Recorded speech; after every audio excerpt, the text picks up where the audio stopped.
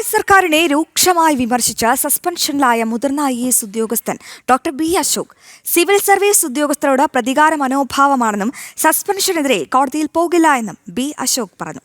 ഭരണം മാറിയാലും ഇല്ലെങ്കിലും പോരാട്ടം തുടരും. അനുമതിയില്ലാതെ സമൂഹ മാധ്യമങ്ങളിൽ സംസാരിച്ചതിന് ബി അശോകിനെ കഴിഞ്ഞ ദിവസമാണ് സസ്പെൻഡ് ചെയ്തത്. സർവീസ് ചട്ടം ലംഘിച്ച സർക്കാർ നയങ്ങളെ അടക്കം വിമർശിച്ചു എന്ന കുറ്റം ചുമത്തിയായിരുന്നു ബി അശോക് IASനെതിരെ സർക്കാർ ഏറ്റവും ഒടുവിൽ സ്വീകരിച്ച സസ്പെൻഷൻ നടപടി. എന്നാൽ സസ്പെൻഷൻ ഘട്ടത്തിലും ബി അശോക് നിലപാടിൽ നിന്ന് പിന്നോട്ടില്ല. സിവിൽ സർവീസ് DNA റൂൾ അനുസരിച്ച് സസ്പെൻഷൻ വാറണ്ട് ചെയ്യുന്ന ഒരു കോസ് ആ ഓർഡറിനകത്ത് മേക്കൗട്ട് ചെയ്തിട്ടില്ല. പക്ഷേ കോടതിയിലേക്ക് പോകാനോ ട്രിബ്യൂണലിലേക്ക് പോകാനോ ഉദ്ദേശിക്കുന്നില്ല. കാരണം എന്താണെന്ന് വെച്ചാൽ നമുക്കെല്ലാവർക്കും അറിയാവുന്നതുപോലെ ഏപ്രിൽ 9 കേരളത്തിലെ വോട്ടർമാർ ഡിസ്മിസ് ചെയ്ത ഒരു ഗവൺമെൻറ്റിൻ്റെ സസ്പെൻഷൻ ഉത്തരവാണ്. അപ്പോൾ അത് തൽക്കാലം മേശപ്പുറത്തിരുന്നാൽ മതി.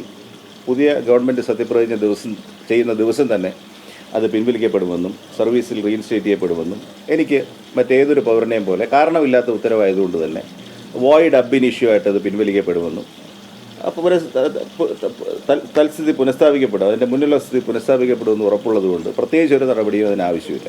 മുതിർന്ന IAS ഉദ്യോഗസ്ഥൻ KM എബ്രഹാം പിണറായി സർക്കാരിൽ പ്രധാന അധികാര കേന്ദ്രമായി മാറി. ഭരണ തുടർച്ചയ്ക്കായി IAS കോക്കസ് പ്രവർത്തിച്ചതായും ആഞ്ഞടിച്ചു. KM എബ്രഹാം മന്ത്രി പദവി കൂടി അസ്യൂം ചെയ്തതിന് ശേഷം സംസ്ഥാന ഗവൺമെൻറ്റിലെ രണ്ടാമനായിട്ടാണ് പ്രവർത്തിക്കുന്നത്.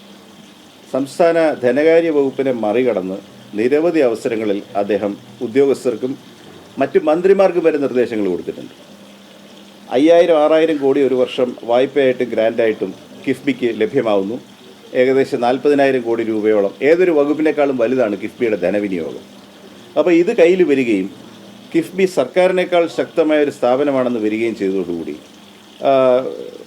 എങ്ങനെയത് പറയണമെന്ന് എനിക്കറിയില്ല, പക്ഷേ സർക്കാരിലെ ഒരു ഭരണഘടനാ ബാഹ്യ അധികാര കേന്ദ്രമായിട്ട് അദ്ദേഹം വളർന്നിട്ടുണ്ട്. IAS ഉദ്യോഗസ്ഥർ ആരുടെയും അടിമകളല്ലെന്നും പറഞ്ഞ അദ്ദേഹം വയനാട് പുനരധിവാസത്തിന് 1 വർഷം തടസ്സമെടുത്തെന്നും മാധ്യമ വാർത്ത വന്നതിന് പിന്നാലെ ധൃതി പിടിച്ചാണ് നടപടികൾ തുടങ്ങിയതെന്നും കൂട്ടിച്ചേർത്തു. താക്കോൽ ഹാൻഡ് ഓവർ ചെയ്യുമെന്ന് പറഞ്ഞാണ്, നമുക്കത് ചെയ്യാൻ കഴിഞ്ഞില്ല. നിങ്ങളത് ശ്രദ്ധിക്കുന്നില്ല. പലപ്പോഴും വാഗ്ദത്തം പാലിക്കാൻ കഴിഞ്ഞില്ല. 2.5 വർഷം കഴിഞ്ഞു. മറ്റ് സംഘടനകളും മറ്റുമൊക്കെ ചെയ്ത വീടുകൾ ഹാൻഡ് ഓവർ ചെയ്തും കഴിഞ്ഞു. എൻ്റെ അറിവിൽ ഇന്നും അവർക്ക് കയറി പാർക്കാൻ സാധിച്ചിട്ടില്ല. 2.5 വർഷമായി. അപ്പോൾ നമ്മുടെ സമീപനത്തിൽ മാറ്റം വേണോ? ചിന്തിക്കേണ്ടതാണ്. ULCC വേണ്ടെന്നല്ല ഞാൻ പറയുന്നത്. ഞാൻ ULCCക്ക് വർക്ക് കൊടുത്തിട്ടുണ്ട്, ഇലക്ട്രിസിറ്റി ബോർഡിൻ്റെ വർക്ക് കൊടുത്തിട്ടുണ്ട്, അഗ്രികൾച്ചർ ഡിപ്പാർട്ട്മെൻറ്റ് വർക്ക് കൊടുത്തിട്ടുണ്ട്. വർക്ക് സാറ്റിസ്ഫാക്ടറി ആണെന്ന് ഞാൻ വിചാരിക്കുന്നു. പക്ഷേ അവർ ഓവർലോഡഡ് ആയോ? അവരുടെ ഫിനാൻസസ് ഗവൺമെൻറ്റിന് വേറൊരു കുഴപ്പമുണ്ട്. ഒരുപാട് വർക്ക് ഒരു ഏജൻസിക്ക് കൊടുത്തു കഴിഞ്ഞാൽ നമ്മുടെ പേയ്മെൻറ്റ്സ് ഡിലേഡ് ആയിപ്പോയി കഴിഞ്ഞാൽ, ഗവൺമെൻറ്റിൻ്റെ പേയ്മെൻറ്റ്സ് അപ്സെറ്റ് ആയിപ്പോയി കഴിഞ്ഞാൽ ആ ഏജൻസിക്ക് പിന്നെ വർക്ക് കണ്ടിന്യൂ ചെയ്യാൻ പറ്റത്തില്ല, അവർ അപ്സെറ്റ് ആവും. തിരുത്തേണ്ടത് തിരുത്താതെ പുതിയ സർക്കാരിന് മുന്നോട്ട് പോകാൻ കഴിയില്ലെന്നും പോരാട്ടം തുടരാനുമാണ് ബി അശോകിന്റെ തീരുമാനം. ജനം, തിരുവനന്തപുരം.